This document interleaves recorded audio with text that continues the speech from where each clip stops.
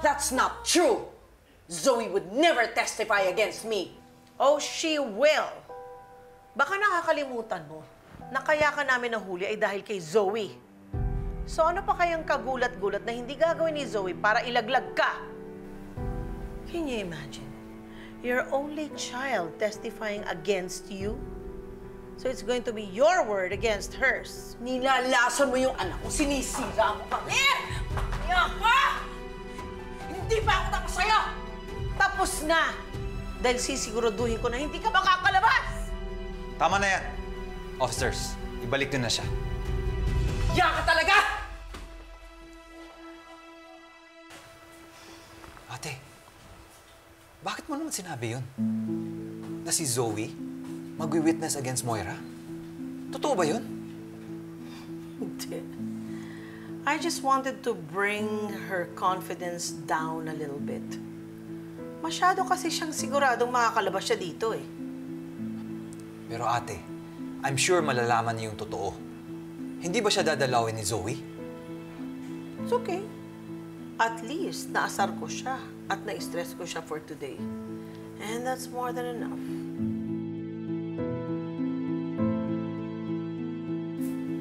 Obeng, mauna ka na. May kakausapin pa ako. Sino? Saka ko na sasabihin sa'yo. Sige na. Sige, ate.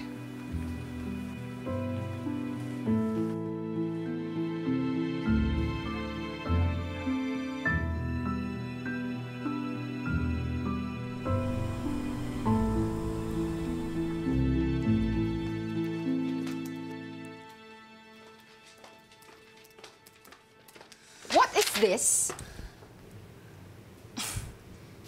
Can't you read? It's a suspension memo. Suspension memo? Bakit?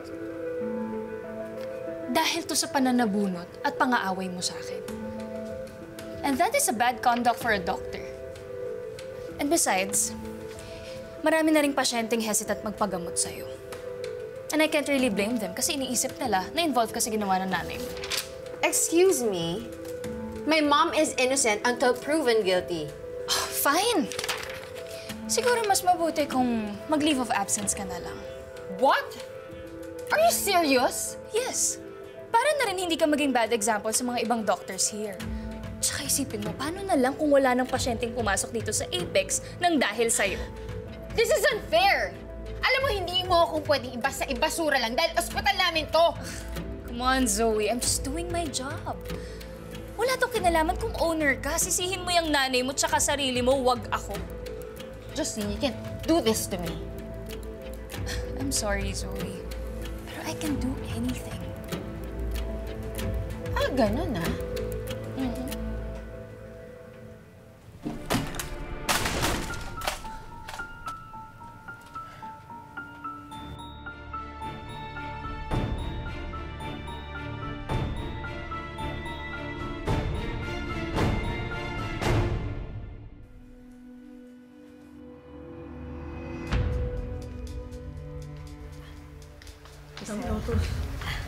Yung tauhan ko pala, si Bogart.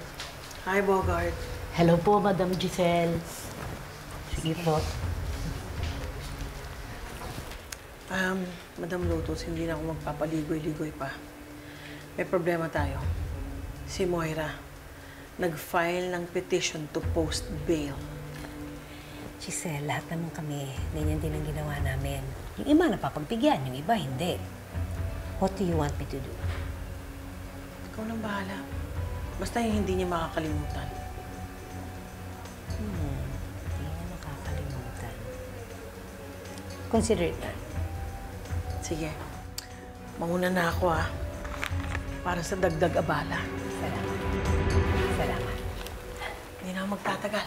Yes na ako. Teka lang, Giselle. Nabanggit mo sa akin na iniwan na si Moira nung asawa niya, di ba? Sure ka ba doon? Oo, kasi kapatid kong asawa niya. Bakit mo na itanong yan? Kasi may dumalaw sa kanya na dalawang lalaki. Yung isa nakakasiguro kung abogado niya. Pero yung isa, matangkad, moreno, gwapo, maayos yung itsura. Parang disente naman sila. Pero parang matagal na sila magkakilala. Natangkad.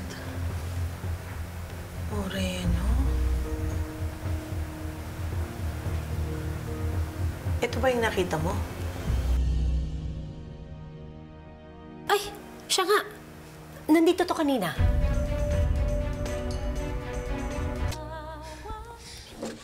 Seryoso ka? Sinira mo tong laptop ko? Your laptop? Oh, that's not yours. It's the property of the company. Pera namin yung pinambili niyan. Alam mo, mabuti nga hindi tumama dyan sa mukha mo. Talaga? Bakit hindi mo subukan? Ano nangyayari dito? Itong babaeng to, nang pa-power trip, she gave me a suspension notice for 15 working days. Natanggap ko rin yung memo na yun. What? So, nakaskade na yun sa buong ospital?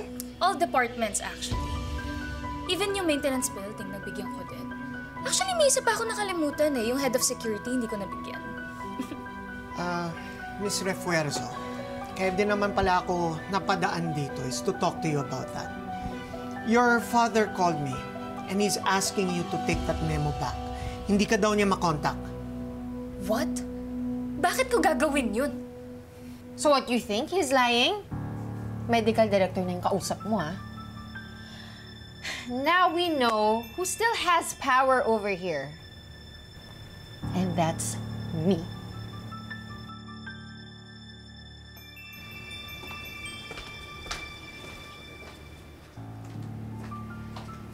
Doc Ray. I'm sorry, you have to talk to your father. Pero yun ang bili niya. Excuse me.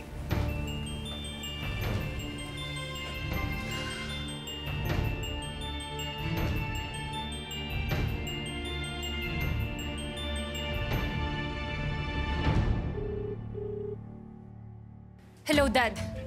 Totoo ba yung sinabi mo na kailangan kong bawiin yung memo ko para kay Zoe? What? You can't interfere sa mga decisions ko dito sa office.